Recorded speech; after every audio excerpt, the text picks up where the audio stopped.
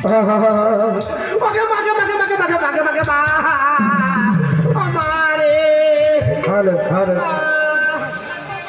সেই বাচ্চার বাবা গেছে এখন আসবে না। ওরে মা এই তোমার কি হয়েছে? ওরে শালা চিতাই মুখী ওরে আমি তোকে বললাম আমি টাকা আনতে যাবো না কেন কি হয়েছে? ওরে কিন্তু টাকা দেয়নি কি হয়েছে? দেখি কি হয়েছে?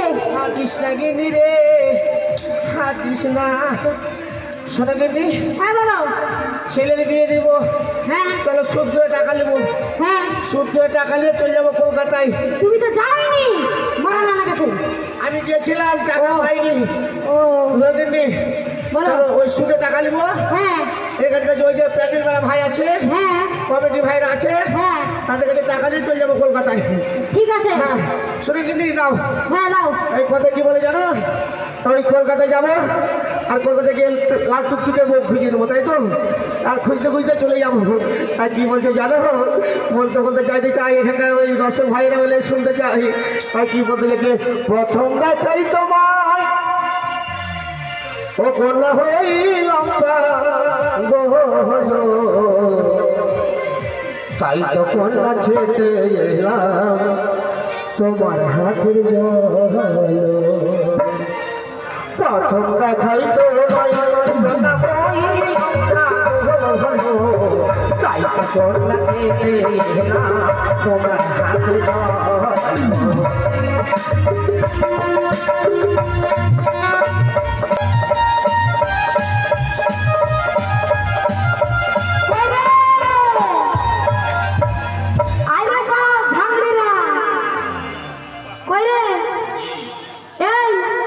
দাদাকে দেখেছিস?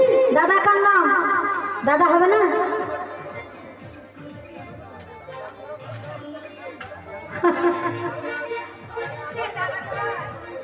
दादा नहीं दादा मरे छे मेरा राजा जी दिन में ना बोले कि रतिया में चोली खोले